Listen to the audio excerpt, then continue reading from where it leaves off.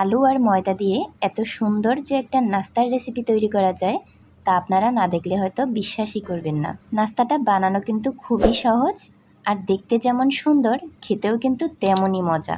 ছোট থেকে বড় সব বয়সের মানুষ এই নাস্তাটি খুবই পছন্দ করবে। এই রেসিপিটা কিন্তু সকালের নাস্তায়, বাচ্চাদের টিফিনে, এমনকি সন্ধ্যায় চায়ের সাথে খাওয়ার জন্য পারফেক্ট একটা রেসিপি। আসসালামু আলাইকুম, মেজবানি রান্নাঘর থেকে নতুন একটি ভিডিও নিয়ে হাজির হয়ে গেলাম। এই নাস্তাটি তৈরির জন্য নিয়ে নিয়েছি 1.5 বাটি ময়দা, নিয়ে নিয়েছি সাথে দিয়ে দিয়েছি কালো জিরা। এখানে আমি 1 চা চামচ কালো জিরা দিয়ে দিয়েছি।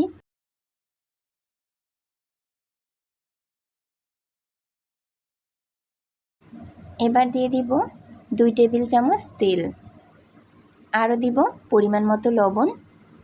লবণটা দিয়ে এবার হাতের সাহায্যে খুব ভালোভাবে মাখিয়ে নিব। এই পর্যায়ে কিন্তু খুব সুন্দরভাবে মাখিয়ে নেওয়া হয়ে গেছে। এবার অল্প অল্প পানি দিয়ে একটি ডো তৈরি করতে হবে। ঠিক রুটি অথবা পরাটা তৈরিতে যেরকম আটার ডো তৈরি করা হয়, ঠিক সেইভাবেই আমি ময়দা দিয়ে এই ডোটা তৈরি করে নিয়েছি। এখানে ময়দার ডোটা কিন্তু রেস্টে রাখার কোনো দরকার নেই। আরও যেসব উপকরণগুলো লাগবে নাস্তাটা বানাতে, সবগুলো কিন্তু আমি নিয়ে নিয়েছি। এখানে আলুটা আমি ভর্তা করে নিব।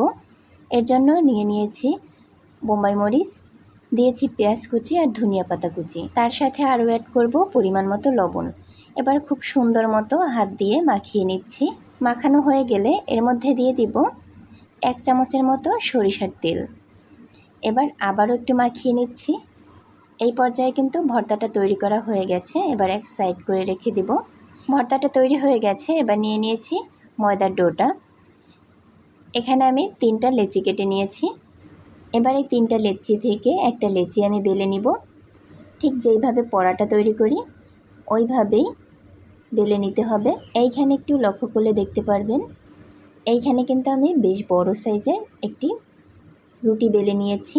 এবার ওই যে আলুটা ভর্তা করে রেখেছিলাম, ওই আলুর পুরটা দিয়ে দিব। এবার চামচের সাহায্যে খুব সুন্দরভাবে ছড়িয়ে নিচ্ছি। এবার খুব আলতো করে সমান করে নিচ্ছি।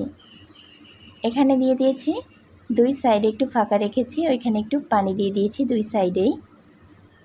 পানি দিয়ে জাস্ট ভিজিয়ে নিয়েছি। এবার রোল করে নিব। খুব সহজেই কিন্তু এই রোলটা তৈরি করে নেওয়া যাবে। এবার দুই হাত দিয়ে একটু ডোলে সমান করে নিব, যাতে রোলটা কাটার সময় খুলে না যায়। এইদিকে ছুরিটাও আমার সাথে বেইমানি শুরু করে দিছে, তার জন্য অফ ক্যামেরায় আমি কেটে নিয়েছি। ছুরিটাতে খুবই কম ধার ছিল, যার জন্য কাটতে খুব অসুবিধা হচ্ছিল, তাই অফ ক্যামেরায় কেটে নিয়েছি। একটু বুঝে নেবেন। এবার হাতের সাহায্যে একটু চেপে চেপে একটু চ্যাপটা করে নিচ্ছি। এই নাস্তাটা তৈরির সময় কিন্তু আলহামদুলিল্লাহ আমার ঘরে মেহমান চলে আসছে, যার জন্য আমি তাড়াহুড়া করে ভিডিওটা তৈরি করছি। এখন একটি পরিষ্কার বাটিতে একটি ডিম ভেঙে নিয়েছি। একটু লবণ দিয়ে ডিমটা খুব সুন্দরভাবে ফেটিয়ে নিব। ডিমটা খুব সুন্দরভাবে ফেটিয়ে নেওয়া হয়ে গেছে। এবার এক সাইড করে রেখে দিয়েছি। চুলাতে দিয়ে দিয়েছি পরিষ্কার একটি পাত্র।